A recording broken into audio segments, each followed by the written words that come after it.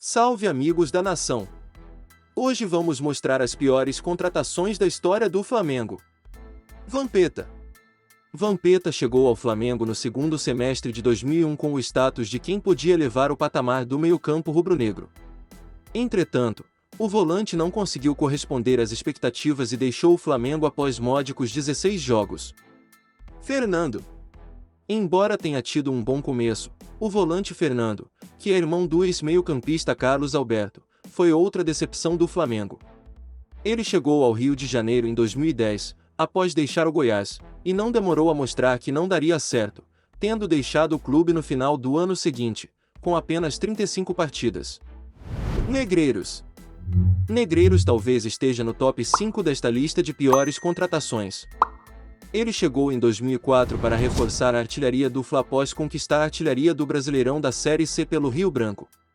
O atacante chegou com moral e com aval do treinador Abel Braga. O atacante não caiu nas graças da torcida e acabou fazendo apenas 15 jogos e marcando 4 gols.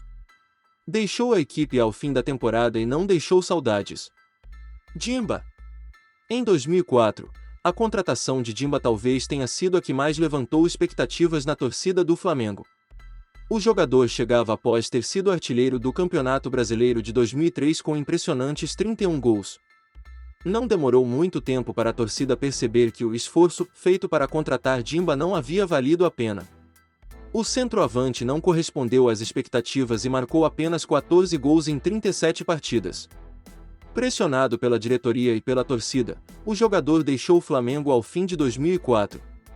Marcos Denner. Marcos Denner chegou ao Flamengo em 2005 para brigar pela vaga de titular no ataque rubro-negro. Em época de vacas magras, o atacante veio do Criciúma e tinha rápida passagem pelo futebol sul-coreano. Além disso, o jogador vinha empolgado para defender o seu clube do coração. Entretanto, o sonho de Denner não foi como ele esperava. O centroavante não conseguiu repetir a fase artilheira que teve no futebol catarinense e marcou apenas 2 gols em 12 jogos. Adrianinho. Adrianinho chegou ao Flamengo em 2005 com moral, após um bom campeonato brasileiro de 2004 defendendo o Paysandu. Paulista de Jundiaí revelado pela Ponte Preta, Adrianinho já foi recebido no Fla com a lendária camisa 10. Porém, com o passar do tempo, a moral de Adrianinho foi acabando assim como a paciência da torcida. As atuações ruins fizeram com que o meia perdesse espaço muito rapidamente. O meia atuou 15 vezes e não marcou nenhum gol. Horácio Peralta. O uruguaio Peralta chegou ao Flamengo como uma grande dúvida para a temporada de 2006. A desconfiança se fazia presente por conta da revelação de que o jogador teria sido comprado por DVD pela diretoria. Peralta até mostrou certa habilidade em seus primeiros jogos.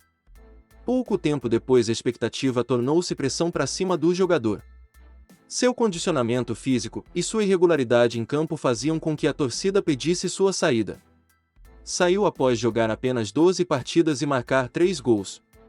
Walter Minhoca. Walter Minhoca foi o primeiro reforço pedido pelo treinador Ney Franco durante a sua passagem pela Gávea. Grande destaque do Ipatinga na Copa do Brasil de 2006, foi mais um nome da chamada República do Pão de Queijo. No Flamengo, Minhoca não conseguiu mostrar o bom futebol e logo começou a ser cobrado pela torcida.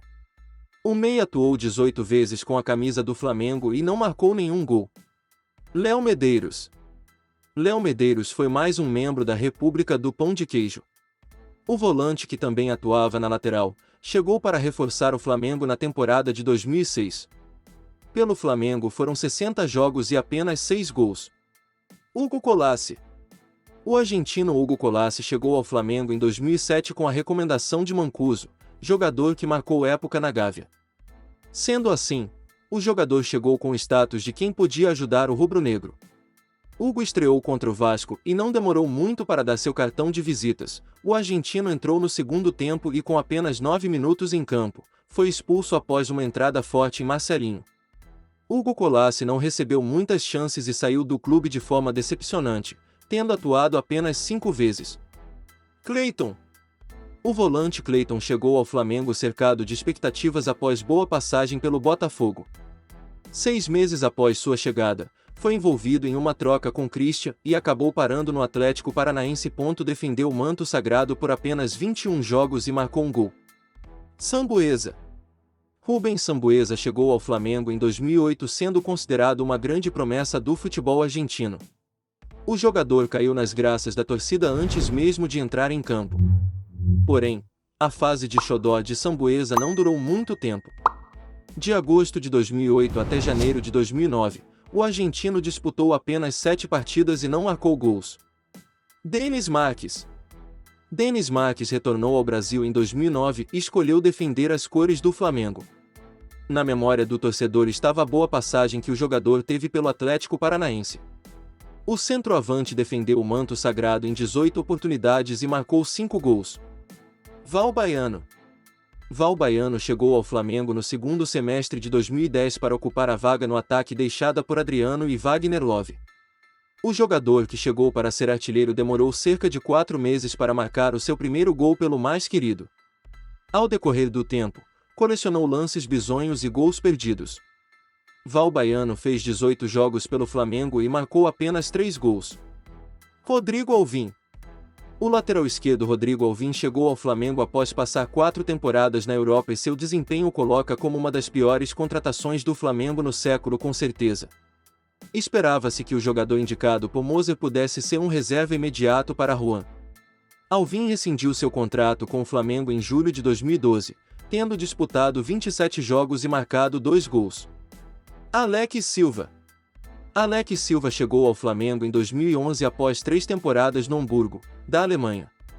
O jogador veio com a fama de xerife e na memória dos rubro-negros estava a ótima fase que o Pirulito teve no São Paulo.